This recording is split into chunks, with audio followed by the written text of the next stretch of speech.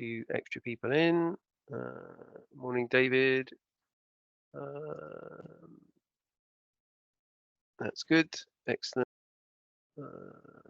Morning, Gareth. Good to see you. Morning. Morning, Gary. Okay, so 10:31. Probably one or two stragglers will come in, so I'll monitor the lobby. Right. So good morning, everybody. Welcome to this week's Pension Playpen Coffee Morning. We're delighted to be joined by the CEO Scott Phillips of the Pension Lab, who's going to talk about the wonderful world of digital pension transfers and specifically letters of authority. So I will monitor. We are being recorded. Can I see a thumbs up for everybody that everybody's happy to be recorded? Thank you very much. Thank you very much. So we're being recorded. So we'll post a video later on this afternoon. As usual, Pension Playpen, the slides will be available afterwards if anybody would like to see the slides. If you'd like to make a comment, please raise a hand in the raise a hand option, or indeed look at the chat, put a question in the chat, and myself or maybe Henry will bring you in and ask you to ask your question of Scott. But without any further ado, Scott, I'll pass over to you, and thanks for joining and thanks in advance for presenting. Thank you very much, Steve. So yeah, just like to initially provide a quick overview of what we'll discuss today. Just talk a little bit about Pension Lab, who we are, where we've come from, some background on pension consolidation technology, and more specifically letter of authority, and then also our LOA industry campaign that's running at the moment, and then some related themes, consumer duty, pension dashboard, and have some questions and discussion at the end. But feel free to raise your hand throughout the discussion if anything pops to mind as we go through the slides.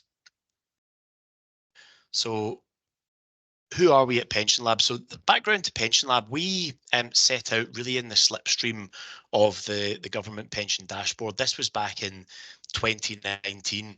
Our strategy was to build a dashboard with the technology that was available at that time, so we could launch and perfect the products that dashboards could support. And that led us to initially develop a daily updating dashboard using Yodlee software for the employee benefits market, and then on to our first key commercial contract with a large pension provider in 2020. And they wanted to provide a dashboard to their members so they could see all their pensions in the one place and have the option then to transfer those pensions if they so wished.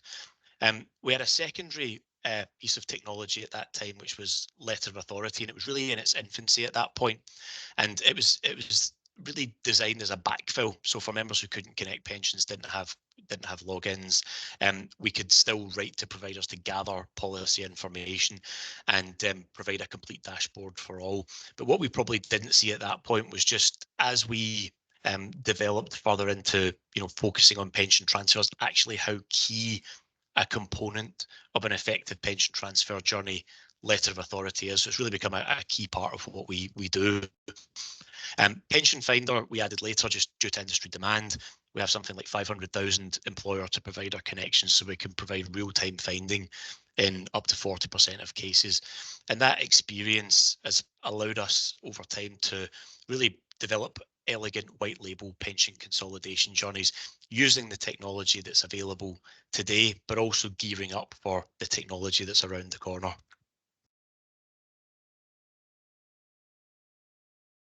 So pension consolidation technology. So when we first started out, our view that the little piece of the jigsaw puzzle that we were involved in was helping members to see more of their pensions so that they would perhaps consider consolidating if that was right for them. But actually what we've understood over time is that the value that we're really adding is helping members to get through really the clunky and difficult process of doing a pension transfer, because it's not straightforward today. The future will bring us hopefully some solutions to this. If we put our rose-tinted glasses on and think perhaps 10 years down the line, what does it look like? We've got a pension dashboard that helps with pension finding, APIs through Open Finance that allow pension policy information to be presented right away, and then third-party software that will help with decision making, and ultimately the transfer will happen over Swift messaging, and that change has already started, which will allow for kind of bank grade transfer speeds to to happen, but we're definitely not at that today. There's a fragmented system and also a lot of manual administration still at play. So a transfer may be submitted on a front end or even by a form. It has to be typed into a system to communicate with the other provider, typed into another system, an internal CRM, which then leads up to manual reconciliation. So there's a lot of manual input still in many cases in the pension transfer process. And what we've understood over time is actually by integrating and connecting up the submission of the transfers and the processing of the transfers as much as possible, the whole is greater than the sum of the parts. And so there's a lot of things you can do and things that we do in our journey to try and improve the process, because the expectation today of a consumer coming to a pension transfer proposition or any financial service isn't that it's going to take 3, 4, 5, 6 weeks. We're so used to instant banking that that's what we're expecting now. So managing the expectations of consumers through the process is extremely important. Understanding the lengths of time that different providers take, so you can really do dynamic expectation management. Managing data into the system, into transfer process, is also really important. You have some providers where they have a policy number and a membership number, and if the wrong one goes in, it falls out of the transfer process. It ends up perhaps in a manual process. So the more you can do to avoid those processes, the better you can smooth the consolidation journey out, and that includes then issue resolution. So something goes wrong, how are you presenting that back in an effective way to the member or the client? Here's what's happened, here's what you need to do, press this button when it's done. And one of the key components of an effective consolidation journey actually is letter of authority. So in the master trust use case, it's really interesting that up to 50% of members will arrive into a transfer process and not be able to complete the process because they don't have some basic information such as policy number. So you have to have the capability to go and get that. But also letter of authority provides really rich policy information. And so as a solution to the advice gap, this is also relevant. There is a school of thought that the advice gap is solved by making advice cheaper, and that is one part of the solution. But actually, in the the sub 10k average transfer value market, many members have made the decision themselves. We've got some analysis that 77% of members actually their key goal is to have one pension, so they want to transfer everything into the one pension, and the only way they can have one pension is if they transfer all their other pensions into their workplace pension provider. So they may have made a decision, and what's incumbent upon us as an industry and a service then is to help protect those members through that process, help them understand if they have features that they should be considering before transferring, and providing a really robust non-advised consolidation process. So ultimately, to provide a really effective pension consolidation journey today, you're using a hybrid of technology, automations, integrations, and manual processes that have been automated through databasing. So that's how we've kind of smoothed the journey for the consumer as much as possible. And one of the key manual elements which we're going to really focus on today is the letter of authority. We've, as I say, we've smoothed out as much of the usability aspects of this as we possibly can, but it's still so far from a consumer's expectations in 2024 that it would take 2-3 weeks, sometimes up to 12 weeks, to gather some basic policy information so they can receive a service, receive advice. It is the single largest barrier to receiving timely advice or service in this particular section of the industry. And for those of you who submit these, you'll understand this, but there's various challenges. So some providers would like e-signatures, some provide would like wet signatures, and some don't have signatures at all. And there's various methods to submit. So some might want LOA submitted on email, some might be through portals. It's difficult to get progress updates without doing lengthy phone calls. Data that comes out when it's complete isn't standardized, so it could be in any number of formats, and I like to call this digitization, de-digitization, and redigitization, because what's happening here is this information is on a system, it's put on a PDF, sometimes posted, and then has to be keyed by someone back into a system at the other side again. So there's a big sustainability aspect to this as well, where one of the largest auto enrollment providers actually still sends LOAs by post, and we get literally kilograms of post in individual days. from this provider. So there's a strong sustainability aspect to the challenge as well. So ultimately, this is an administrative nightmare and it's costly. And we, as I say, have produced a service here to smooth as much of that as possible out, and that's now available to the advice community and other regulated solutions that complete letters of authority. But we also do have to have one eye on the future. How are we going to, as an industry, do something about this? And so that's why we launched the Log LOA industry initiative, Log Your LOA Pain. And it is very much an industry initiative. No one company can solve this challenge by themselves. So we've launched this industry initiative in conjunction with a number of foundational supporters. So Beyond Encryption from a security perspective, Punter Southall, who launched the National Pension Tracing Day campaign. So they have good experience of launching these kind of industry initiatives, and also Criterion, who wrote the LOA standards for the industry. And so the campaign has a number of stages. And first, we're asking advisors, advice firms, and companies who submit lots of LOAs to log their numbers, submit their LOA numbers, so logging their LOA pain, because the idea is we want to quantify the problem. We know it's a big problem, but no one's tried to quantify and demonstrate the size of the problem to date. And then we'd like to play that back to the industry and the regulator, really to try and galvanize support around a longer term solution to this problem. So advisors can log their LOA pain at the link on the screen, but also it's important to position what the solution might be, but it's not actually that difficult because Criterion have already created standards for the industry to adopt. And if those standards are adopted, then multiple companies can connect in. They are common standards, which would foster innovation and competition. So what we're asking the industry to do is really to get together behind a solution to this problem that unlocks this. And so that would maybe sharing the banner if you see it, or logging your LOA pain, or even if this is a something that you really experience in your own business, perhaps join as a supporter. So yeah, we would be keen to ask for your support in trying to drive this initiative forward, ultimately for the consumer. And this brings us on to just finally related themes, just quick discussion around consumer duty, because you would think this is really right at the heart of consumer duty. Consumers can't get access to data, so how consumers duty is utilised to try and solve this problem as well. Hopefully it can do. Pension dashboard is, as I mentioned, it's been really core to our business. We sort of built a business off the back of the fact that this change was coming.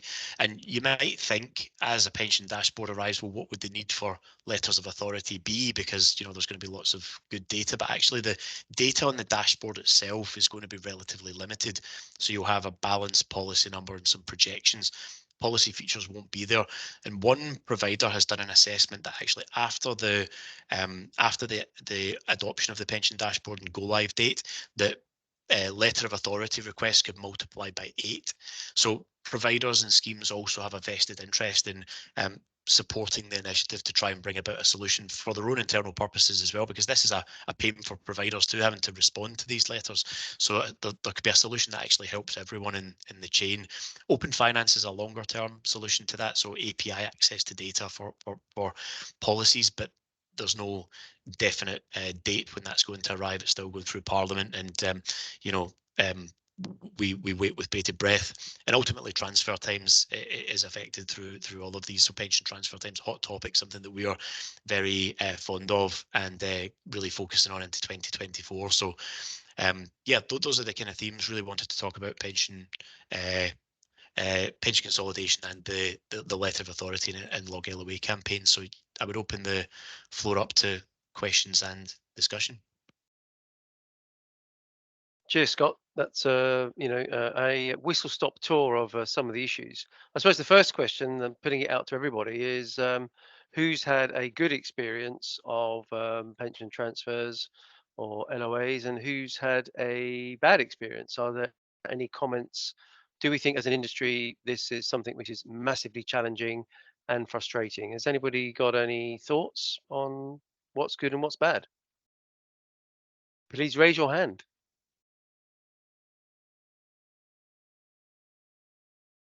Lots of hands raised, Scott. There you go, Brian. Yay. Thank you, Brian. Would you like to Yeah, hi. unmute and ask your question? Yeah. Yeah, hi. I must confess I'm 7 years out of date. I was an IFA 6 years ago. 6 years ago, and one of the things I found in the past was it wasn't just the delay in the letter of authority being processed. It was also when you then got the letter of authority, getting the information that you actually asked for about the policy, and it very often wasn't comprehensive or just wasn't answering the questions you asked for. So you couldn't then go ahead and do um, the transfer analysis. So you then had to go back and forth, and you got back, and there was no sort of getting to the head of the queue. If your initial query had already been wrongly dealt with, you then had to wait another sort of 3 or 4 weeks. And I just wondered if there'd been any development over the last sort of 5 or 6 years where advisors aren't necessarily having to sort of make 2 or 3 requests for the full information.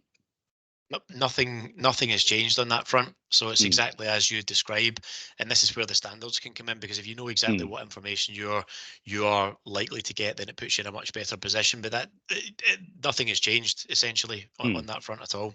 That's disappointing.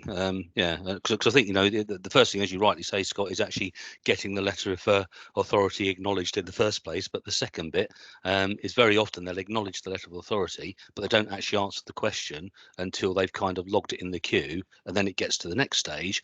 Then you wait again when it's wrong. So that's very disappointing that things haven't moved forward. Yeah, and every phone call's half an hour, 40 minutes to chase them up. On hold. Yeah, a lot of time, time burn Yeah. for that. So we've just tried to automate as much of that as we can. But Yeah. clearly there needs to be a wider shift in the way things are done as an industry, which will support other services like ours to try and develop solutions that will help make things better. Thank you. Cheers. Thanks, Brian. Thanks for your question. Billy, I think you raised your hand first, and then we'll come on to Aaron. Right. Hello. Can you hear me Hi, Billy. and see we can me? hear you, Billy. We can There hear we go. So my paraplanner retired about 6 months ago because her husband died. So I'm doing a bit of my own admin. So I guess I sort of submit 2 or 3 letters of authority a week, and it's a mixed bag. I mean, I think the bad news is that dealing with some of the corporate, the company schemes is a nightmare. Dealing with some of the insurance companies is much easier. So, for example, Aviva and I think Aegon, you can upload a letter of authority, you get an acknowledgement, then a couple of weeks later you get a nice email with the policy details. But I mean, I think all I would say is that for the client, filling a letter of authority is actually quite a big issue for them because they don't really understand what's going on. There is always a bit of confusion about whether it's information only or changing servicing rights, and that's particularly relevant when you're looking at GPPs and things, because sometimes you can only get, as an IFA, access to information only. So what's my view? My view is that anything that can help to make the letter of authority process easier, is good news. And in today's world, it should be possible. I guess the thing that annoys me the most, and this is infuriating, is you send a letter of authority in, you ring up the insurance company a couple of weeks later, and they say, no, we haven't got it. And then you press them, and then it's, it is somewhere. So the whole thing can be a complete nightmare. I don't know if that is helpful to anybody. Yeah, appreciate that, Billy. Scott, what do you think about Billy's experience? Yeah, it's really useful in hearing that, because the kind of qualitative assessments we hear, and it's the same experience that everyone's having. Some providers are better than others. Some have invested in their own processes, and that's great because it does make things better. And it's trying to standardize that in some way across the industry, so there's a common expectation. And really, you've talked about the client a lot, the customer, and ultimately this is who it's impacting. It just seems odd in 2024 that you'd be signing something with wet ink that gets sent off, and it's so out of balance with some of the other parts of the financial services industry, banking, and the speed that things can get done and the effectiveness that things can get done with. So yeah, I think it's time for some change. Yeah, Billy, I'm going to pick you up also. You said, oh, a couple of weeks later you get the information back. Well, why? Why can't we have it today? Why can't we have it tomorrow? Why is it a couple of weeks? Why do we, as a mature industry, expect, oh, in a couple of weeks, it'll come back? So, Scott, what do you think? I mean, why is it taking 2 weeks? Why is it taking 12 weeks? Yeah, just internal processes of different providers. Some are really quick. You mentioned Aviva. We've had same day responses from Aviva. We've had same day responses from other providers, so they can do it, but that's not the norm. Some kind of API access to these common standards would make things immediate, a secure way of members approving and clients approving the access to their data. You think that the vision for this same day, you request the information, a message goes out to the client to press approve, they press approve, information comes out. That's what it should look like. But yeah, we're not there yet. Okay, thanks for that response, Scott. Aaron, you got your hand raised. Do you want to ask a question or make a point? Yeah, hi Scott. So yeah, at AgeWage, we dealt with a lot of LOAs, not for transfers, but just for requests for information. And the main, well, obviously the inconsistency is just ridiculously frustrating. But we did a lot of research in the digital signature versus wet signature requests, because from our research, it's like the Law Society, for example, are quite clear on the fact that digital signatures are legally binding and acceptable. And it's sort of like an industry practice in every other industry other than pensions to accept them. And even more frustratingly, during COVID, companies would accept digital signatures, and then COVID stops, and then they're like, oh no, now you've got to go back to a wet signature. And I was just wondering, is there any sort of legal angle that a group of us could take to challenge this, challenge the providers that insist on wet signatures and say, well, but this is not legal. What you're asking for isn't actually legal. Like, I'm providing you with a digital signature that's traceable, and you have a duty to accept it, sort of thing. Like, is there nothing that can be done? Yeah, so there's actually two areas for that's the case, and I completely agree with you. This is absolutely the case, and so there should be a position where you can send a digital signature and say this has to be accepted, but they still don't. So yeah, I do agree. We want this campaign to be an inclusive campaign because we need to solve it together, and that includes providers. So the sort of legal route is probably a last-ditch attempt, but we would like to try and be inclusive at creating a solution with providers, because actually this is better for everybody. It's better for the client, better for the advisor, better for the provider. So but absolutely, and there's a second aspect to that as well, because under GDPR it is a requirement that you're able to access data in a machine readable format, but that doesn't happen either. So there's a few different aspects to this where there's laws that should be being followed but aren't, and so highlighting that, and then with regulations like consumer duty, so all of these things, the weight of these things should be pushing towards a solution to this. Yeah, it looks like there should be sort of like a better practice pack. It's like, well, these things are actually mandated legally and are in everyone's benefit, but aren't being done. So let's sort of all work together and push it through like this.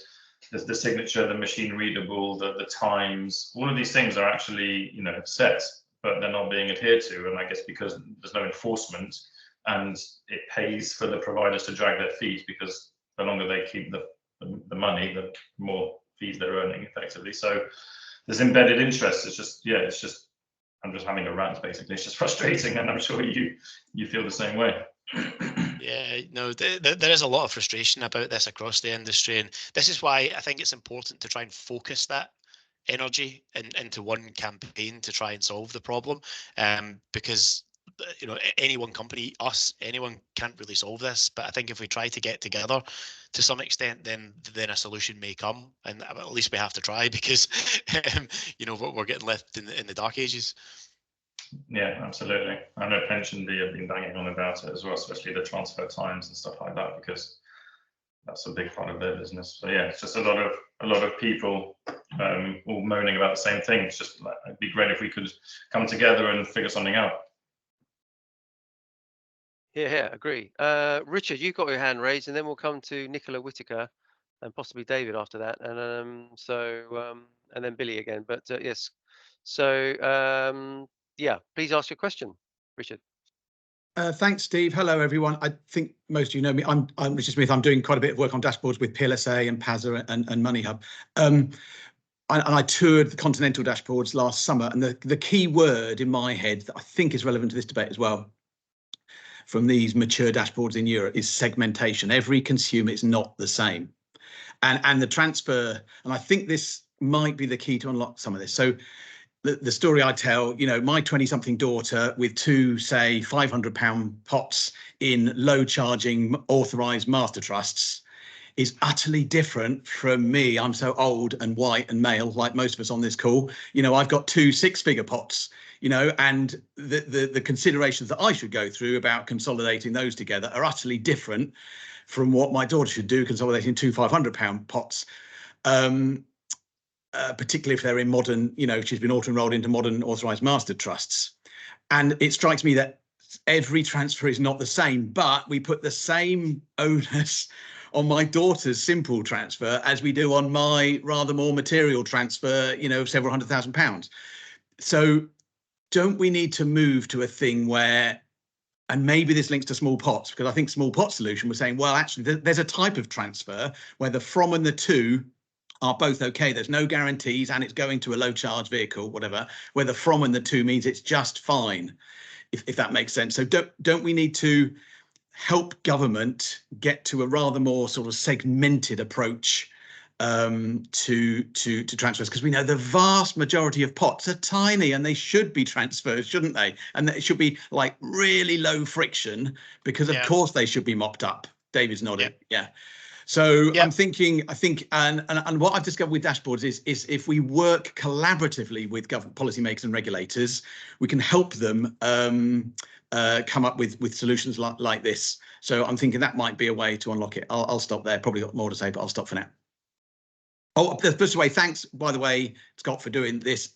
I think industry initiatives like this are great. And thanks, Steve and Henry, as ever, for getting this debate going. No, it's an important debate, and it's a massive issue in 2024. Why are we here? It's absolutely bonkers. But sorry, Scott, did you want to respond to Richard before I move on? Yeah, just a couple of points. I completely agree, and this is exactly what we've seen in practice. You know, members who have larger pots will not typically be so transactional. They want to add the pot, they want to look at it, they want to see some policy features. They want to think about it, come back later, maybe engage a couple of different ways. Whereas the much smaller pots, it really is just about, I want this in the one place. That seems to be the key driver. And then, you know, where LOA fits into this is, for us, you know, up to half of the members who come in to try to do that aren't able to do that because they don't have a policy number. They don't have the information to do it. So you know, this is why we need to smooth it out. So we do our best to segment and smooth, and also to provide information for those members who do want it, and it's not I guess it's who that's optimal for. So yeah, thank you. I agree. Cheers, Scott. Brilliant. Okay, Nicola, do you want to unmute and just raise your experiences and points there on about the admin and the IFA sector? If you're still there, Nicola, I don't know. Maybe not. Okay. David Henderson, do you want to just unmute and just make your point regarding post? I think is another industry challenge, isn't it? Yeah, hi everyone. Yeah, it's just kind of what Scott was saying, that we go from digital to digital to digital again. You kind of double entry. I think I agree with all of what Scott's saying in terms of the process is taking too long. There's not a fixed way of doing this. I think the fact that you are then sat on hold for 40 minutes in this day and age for any query regarding a pension transfer should just be unacceptable. And I think we do all need to be pushing forward for standards. The API is a sort of the mantra we all want to get to, but it's a long way off. So I think pulling together some stats and coming up with a combined argument for what a problem this is and how much time it's causing for the industry is really important, and how it's affecting clients as well. Absolutely, yeah. Scott, do you want to respond to that, or shall we bring Nicola in? I've got sound Yeah, no, issues, but she might be okay now. totally agree. You go Yeah, first, and then I'll bring Nicola in. Yeah. just a quick, I completely agree. You know, this whole data coming out and then having to be typed back in. It takes 20 minutes, half an hour to retype some of this back into the system sometimes. So, yeah, there's just so much room for improvement. Indeed, Nicola, you're back. Have you got? Can you hear me? Yes, we can. Yeah. Oh, good. Hello, everyone. Yeah, I just wanted to make the point really. Like we seem to be all sort of talking about individual transfer LOAs and individual requests, but I worked for a master trust for about 7 years, and one of the biggest pain points with LOAs was when an employer would do a bulk transfer to a new provider and would want, say, there's I don't know. I mean, some cases we'd have sort of 1,000 members per scheme. And at times, not all providers, but most of them would send an LOA for each individual person. That was very challenging, particularly the schemes who enjoyed sending us ones that needed wet signature, as people have mentioned, and particularly those that have asked for a significant amount of information, including attached evidences for things. One of the other things, I'm not going to name and shame, John, I just saw your comment. I work in PR now, so it's very wrong of me to do that. Yeah, I think just one of the other things we need to look at is how, as an industry, I'm going to look at streamlining not just the individual process, but the bulk transfer process as well, because that can be particularly challenging and time consuming. I've had to allocate a team of people before now to own that process for around a week.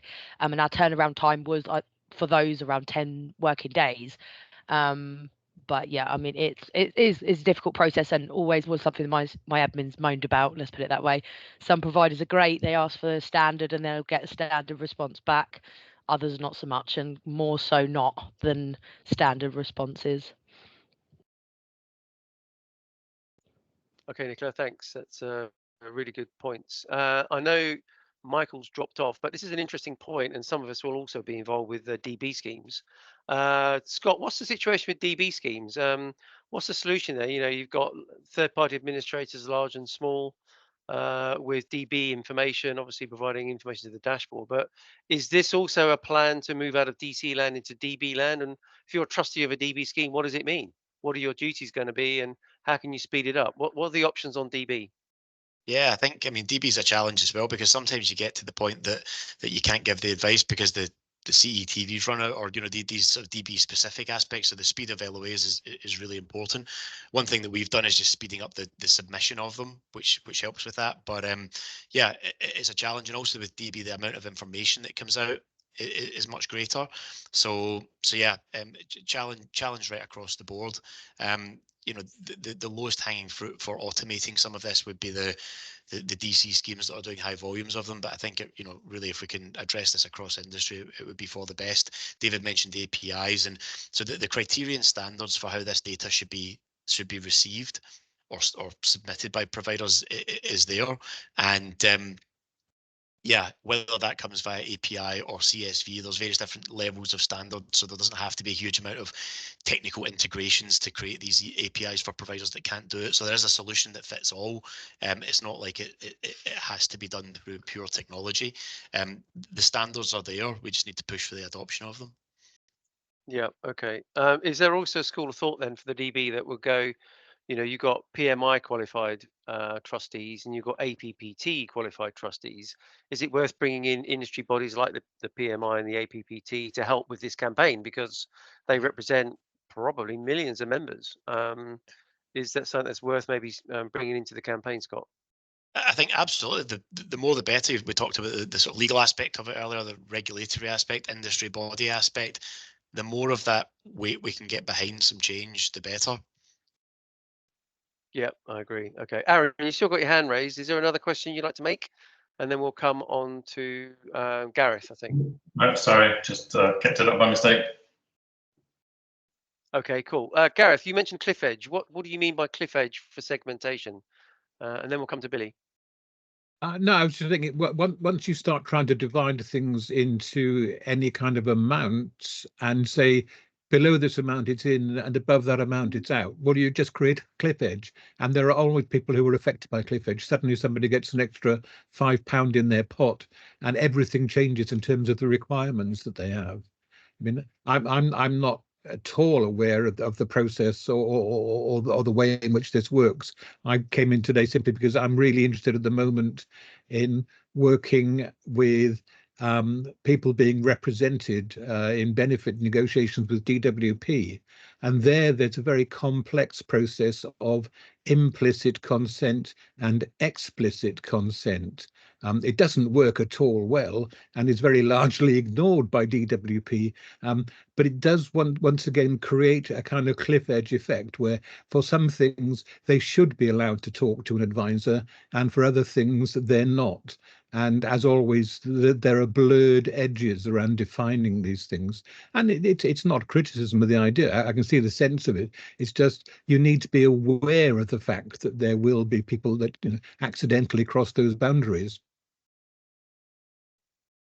Yeah, Scott, what do you think of that? Is that a fair point?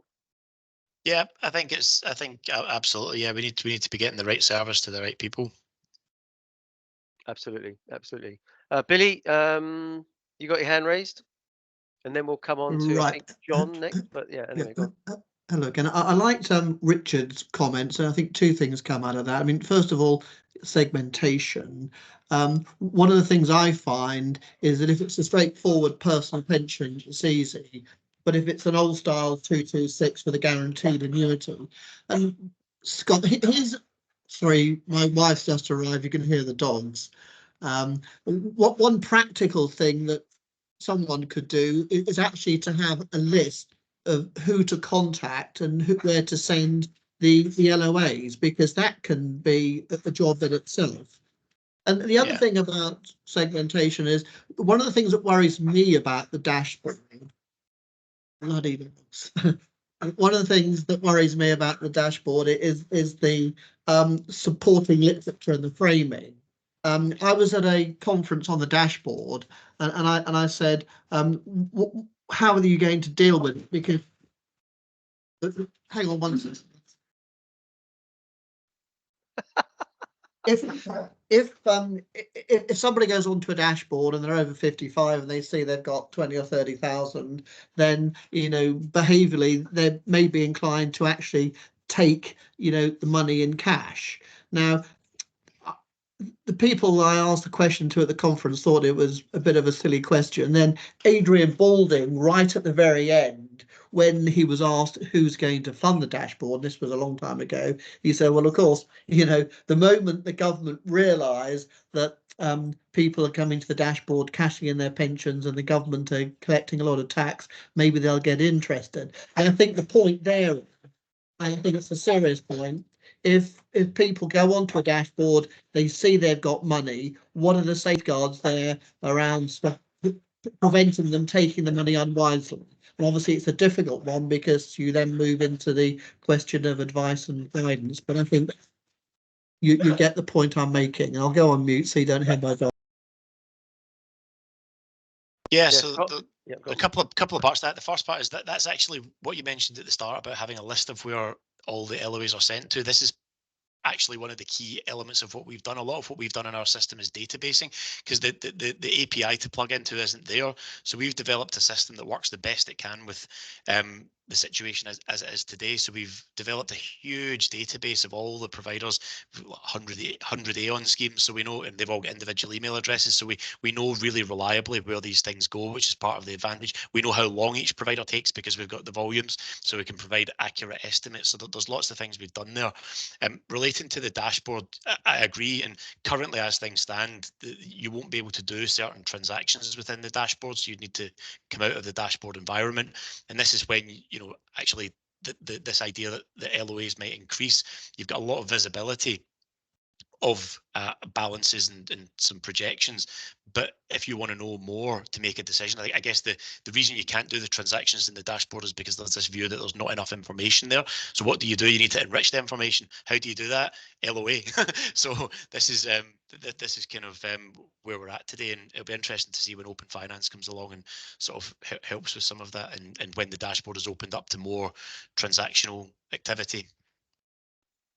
Just so that we'll come to Henry in a minute. Just on that dashboard, do you think the industry and the government are missing a trick on dashboard, Scott? Do you think that should be a lot better than what perhaps is what's proposed?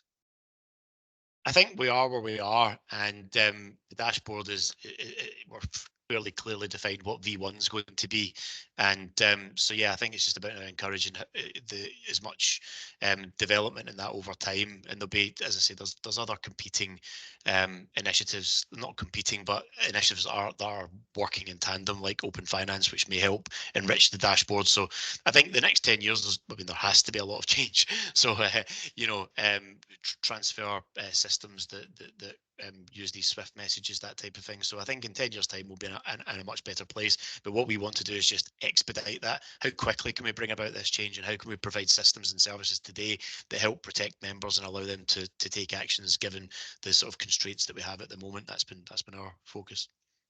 Brilliant. Okay, thanks. Henry, do you want to unmute and ask a question or make your point? And then we'll come to Richard. Yeah, hopefully I am unmuted now. Can you hear me? We can. Good. Yep. Yeah, my question was about scams, because whenever we speak to anyone about straight through anything, the first thing they say is, "Oh, yes, doesn't this make it easy for the scammer?" And of course, it is very hard to actually argue against people who believe that straight through processing is actually an invitation to scamming. How do we get around that problem? I think this is a topic for an entire call, perhaps. And I know there has been calls about this previously, and Margaret Snowden's been on talking about this. And I think that whole system is in place, and it's part of the challenge, as I see it with that, is it's being deployed differently or viewed differently. So you hear about, oh, it's got an S&P 500 tracker in it, right? Let's stop it because it's got overseas investments, and it's the interpretation of the rules. So I think there needs to be some tightening up there, but it's certainly probably a separate topic. I okay don't, with that, Henry? No, not really, no, because I think it didn't answer my question. My question is, how do we actually talk with people who are saying to us, we are encouraging scamming by making it easy for people to make transfers, or encouraging people to get information about their pension schemes, which is quite often, what we hear.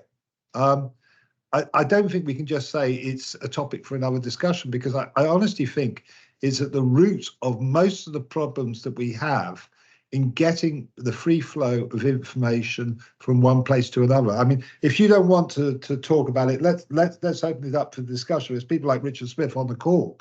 But, sorry, apologies. I do think we need to discuss this and find ways round this argument, which is put to us so often. Yeah, I mean, it's a real challenge at the moment. You hear from providers who are processing these transfers where the interpretation of the rules is different, and we should have a situation that, this is just my view, there should be a situation where certain pensions are safe. And it's been on these calls before, the kind of the safe list, or whatever you want to call it. But it seems that there's a challenge with who owns that safe list, and it becomes a hot potato. But I think many of us could say what a scam pension looks like. I think it's aimed at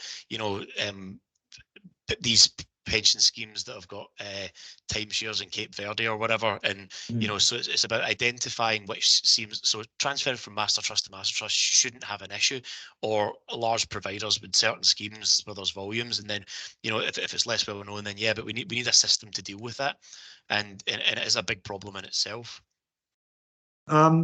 Okay, so there are various people making inquiries. They include regulated advisors who should, in my opinion, always be treated with absolute respect in terms of requests for information. There are people who are they're making the requests on their own behalf, yeah, and they likewise should be when they're making their requests. Right. And then there are unregulated advisors, people who fall outside the regulatory purview, who want the information on behalf of others. And to come back to Richard's point about segregating, do you think that those three groups of people should be treated differently? Because at the moment, I think they are. Certainly the unregulated people are treated as potential scammers to a much greater degree. Yeah, 100%. And you won't, today, this is, we talked about the GDPR thing. You should, under GDPR, be able to access information on a third party, any third party, but providers will not release typically information on LOAs to anyone that isn't FCA authorized.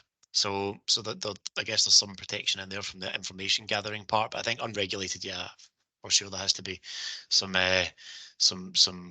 serious consideration around that.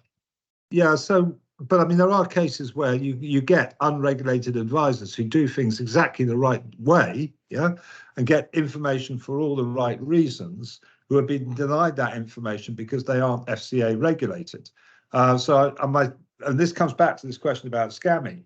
Can we exclude non-FCA regulated advisors, information gatherers from the process? Should they be cut out or should they not? I'd be interested to know other people's views as well. Richard, you've got your hand up. Yeah, I was to say something on dashboards, but just on the scams, I think so. I think whenever I hear this sort of debate, I think, well, we need to get into the weeds of what we mean, like which bad actor is attacking the system where. So I think there are four parties, are there? There's the individual, there's their advisor, there's the seeding scheme and the potentially receiving scheme. Any one of those or any combination of those could potentially be bad actors. So I think we probably need to map out what we mean by that. You know, if think about the individual, I mean, every time anyone says this to me about dashboards, hey, well, they've got to get through the government's digital identity service. So that's going to be pretty hard.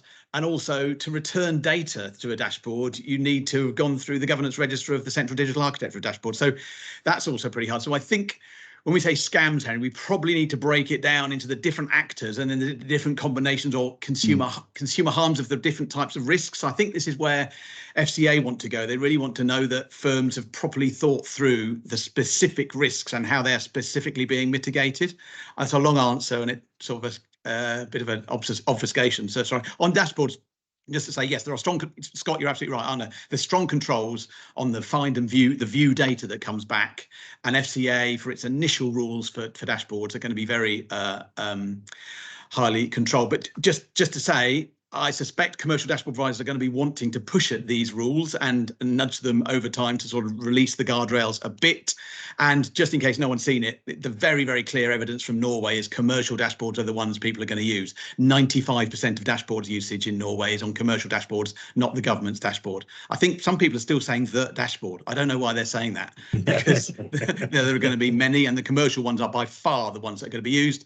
And just a practical point, Scott, and Steve.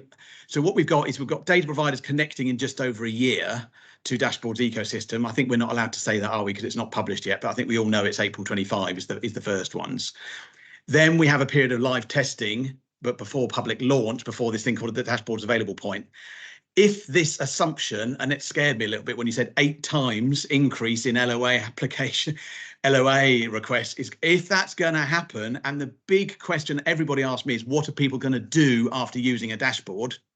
If that provider you mentioned, Scott, is actually accurate and people are going to, I would be a little bit hesitant about that, because I think my European experience is people don't do that much after initially using a dashboard. They just are really pleased to see what they've got. Then they come back over time, growing confidence, and then maybe want to do something. But if we see a spike, we have to sort this during 2025 before the DAP in 2026, don't we? So I think we have to have those 2 strands of activity, you know, dashboards getting tested and launched in 26 and some sort of standardization of LOAs or maybe segmentation of LOAs coming together, so that we're ready for that as an industry by the launch of dashboards in 26. Sorry, long answer, lots of topics, lots to talk about. Like it.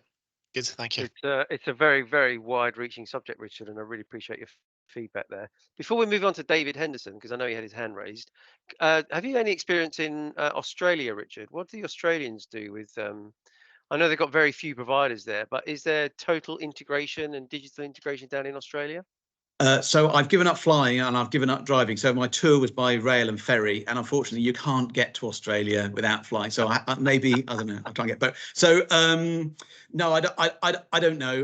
They've got a much smaller industry, haven't they? You know, and already made good inroads into small automatic small pot consolidation, which I think if we had that here, we'd have already cracked some of these problems, if that makes sense. So you know, need to get some Australians on probably. Yeah. Okay. Nicola, you've had your hand raised for a little while.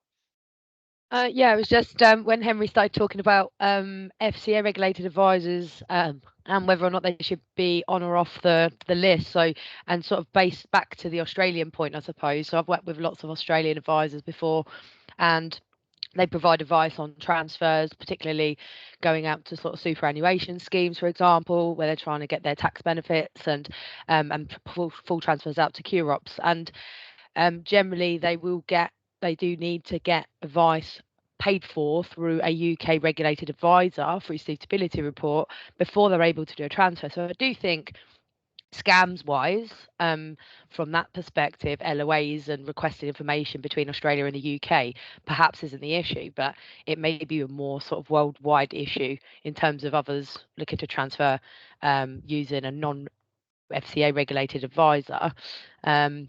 And perhaps they do just need to bite the bullet and pay the fee for that UK regulated advice sign off to say your suitability report is, you know, suitable for the person who has appointed you, for example. And the other piece as well, someone raised the fact around scams, and I'm just having a little chat in the group chat with Brian, and makes a really good point. Like we've always sort of followed whilst it's not legislation and not law, we always followed the whitelist process to ensure that we maintain that whitelist, carry out a regular due diligence checks dependent on the type of scheme and who's been requesting the transfers. And it did really help because we were able to make sure that, you know, if we did find a scams firm, we were able to report it accurately and deal with it properly for the member. And believe it or not, there were some that did come through where we'd had identified, you know, a scam. So I think it's really important that the calls to action that Scott's been sort of talking about is, as an industry, not just looking at streamlining these processes, but also perhaps how we deal with the scam side of things. Do we make that legislation, because that process does work, and it may be that we add things to it, you know, it might need arms and legs for, say, DB transfers, but I'm pretty sure that, you know, as a group and a collective would perhaps be able to come up with a solution to that too. So just some thoughts from me. Thanks, Nicola. Yeah, really, really good. Before we move on to David, I just suddenly remembered. I had a coffee the other day with Jonathan Stapleton, who many of you will know is the editor of Professional Pensions. And there's probably one or two journalists on here today. And funnily enough, he mentioned that he's an executor of a will. Sadly, one of his friends died. Now, Scott, this is a really interesting question and another layer of complexity. So we're talking about LOA and digital, you know, access to information. But in the point of finding information in a probate or you're an executor of a will, isn't that another layer of complexity? Because you're not the member, you are nominated by the solicitors, the will, or whatever it is, to be the executor. Should we, as an industry, be thinking about that as well as just the you know, the day-to-day you know, number crunching, I guess? Yeah, I think, you know, you have to look at all the scenarios, but also we've always, as a business, tried to get as far down the road of solving a problem as quickly as possible, and so, you know, you would want to try and solve all the problems over time. Whether you can do it on day one kind of remains to be seen, but yeah, you've obviously got to think about the whole situation. But if you can solve 80% of the issues in 20% of the time, then that tends to be a good route to go down as well. Okay, brilliant. Paul, you got your hand raised, and I think I'm going to come to David as well. David, did you have your hand raised? Like, Yeah, yes I did have my hand raised. Yeah, Yep. sorry. Well, then go you first, Probably David, going and then off. go to Paul. Yep, go on. Sorry, probably going off topic a bit, Scott, so apologies. But just on the dashboards thing, I think it's really important. The LOAs, if there's an increase in volume of 8 times, eightfold, we're going to see an increase in calls and queries significant as well. And I don't think most providers are stepped up to even be near that to be able to cope. So there's a big problem that we engage people with pensions, and the first experience is sat on hold for 2 hours and they give up. And that will create a cycle of disengagement again. So I think that's something that we really need to work on as an industry. On pension scams and due diligence, I think the concept is great in terms of the cleanness and the due diligence checks. There needs to be far more consistency across the providers, though. There's a different approach with each provider you deal with. Some are very helpful, some not so, some don't know their own internal processes. And again, all this does is creates disengagement from members who've made an active decision to transfer. So that's just my 2 points. So thanks, Scott. Yeah. Cool, brilliant. Thanks for that, David. Okay, Paul, you have your hand raised. If you'd like to unmute, yeah, thanks. Oh, no, you're still on mute, Paul. I think I double muted myself. Sorry about that. There we are. There we are. Thanks, Steve. Just picking up on the comment about, I think Richard made a while ago about segmentation, which I completely endorse. You know, in the fact that all savers are not the same and the reasons for transfers are not all the same. But also linking to the Australian point, it was probably about 8 or 9 years ago that Australia introduced something called Super Match. So this is part of their superannuation system, but it does allow individuals to search for pots that they have and then do automated consolidation directly, but the data is retained by the Australian Tax Office. And that's driven a number of the big fund providers to do sort of online consolidation tools themselves. Now, I know lots of us might have issues around or questions around advice and guidance, and you know, the scam point was mentioned by Henry, but that was implemented about 8 years ago. It has had an impact in the reduction of the total number of pots, particularly small pots. But they've gone on to evolve that much more recently. Have introduced something called stapling, which is really to stop people building up new pots every time they start a new job. That's had a mixed implementation, but it was recognized that through different work patterns with people changing jobs, that they're going to start up a new workplace pension each time they get a new job. I think the message I'd just say is it's taken quite a while in Australia. It's not been an overnight thing. But as I look more at the Australian model, look at the UK, it does seem to me that we're sort of like, we're sometimes dancing on the head of a pin about some of the issues around transfers and not recognizing that there is a much bigger issue out there around people and their engagement with pensions, understanding what they need for retirement, what they can do at retirement to get a pension for life, etc., etc. Not sure I've got the instant answer, but I think standards and actually moving to a model that has more digital automation built in, certainly for segments where you know, you can buy a car by just pressing a button on your phone for £30,000, but you can't transfer 3 pensions worth £700 without a lot of fuss. I see a nodding head there, Richard, but that'll stop there. But yeah, there's a lot more information. If anyone's interested, please give me a shout, because I'm representing an Australian company called Super Choice, who is actually a clearinghouse in Australia, and there's tons of data there that people might find of interest. Thanks, Steve. Cheers, Paul. That's great. That's a background, good background. Scott, any particular points on that, or do you want to? We're getting to the end now, Scott. Do you want to respond to Paul and also maybe summarise what today? I mean, the 8 times seems to have come out quite big, and I think David mentioned that in the chat that you know, the best sort of times are about 8 days, and the worst times are about 57 days. Shouldn't providers be producing this information currently in your campaign to say, you know, the best and the worst are X and Y? You're on mute, Scott. I think certainly initially, because often you see threads in LinkedIn about LOAs, and it sometimes becomes a bit of a kind of provider bashing, and we're very keen that it doesn't become that, because it has to be inclusive to bring everyone together. We do need to look at other countries and what they've done, like what Paul said. In Australia, what happens with LOAs is the provider will send a message to the member, they hit a button, that's the approval. It's not a signature that the workplace provider can't even check because they don't have one. So there's a security aspect there. So looking at what's going on in other countries is important. But really, we've just tried to surface this issue because I think almost LOAs become one of these accepted issues. It's just kind of, it is what it is. We just do it, and that's kind of what it's going to be. But it doesn't have to be like that. There are standards out there that have already been written that could be adopted that can solve a lot of this, and then different companies, we might not have the best solution for it. We've got a good solution for LOA today, but other companies can connect in. We can all have competition, innovation, all the rest of it, which should drive better outcomes. So please get behind the Log Your LOA Pain campaign in whatever way suits you. Fantastic. Thank you very much, Scott. That's brilliant. And I'm sure everybody will thank Scott for his time and input this morning. And as an industry, we need to sort this out. Change is coming for better, hopefully.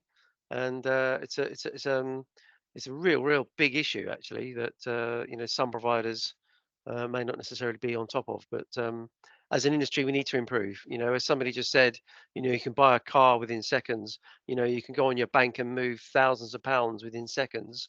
Why are we sitting here talking about 57 days? Thanks for that information, David. But that's just crazy, isn't it? So let's pray and hope for people backing your campaign, Scott. I know there's one or two journalists on here today, and if you want Scott's number, then if you want to talk to him, then please contact me, and I'm sure Scott will happy with me to share his details. But we've got to get the industry out there talking about this issue, which is absolutely huge. So thanks, Scott. Really appreciate that. The recording of today will be up later on the website. And next week we are talking about super funds and capital back journey plans for Eddie Trull, and I think Henry's going to be hosting a conversation with Eddie Trull, and that'll probably also include Mansion House. What's going on? Has anything actually changed or been introduced yet? So really appreciate that. As usual, we pray for peace in the East and peace in the Middle East. Thanks everybody for joining today. Hope you've enjoyed the session. Thanks for your questions and for your input. And as I say, if you want the slideshow or Scott's details, then please contact me and we can pass them on. So enjoy the rest of your day. Thanks for joining. Really excellent session, and be safe. Thanks very much indeed, everybody, and thanks a lot. Thank you. Thanks all. Cheers. Bye bye. Cheers.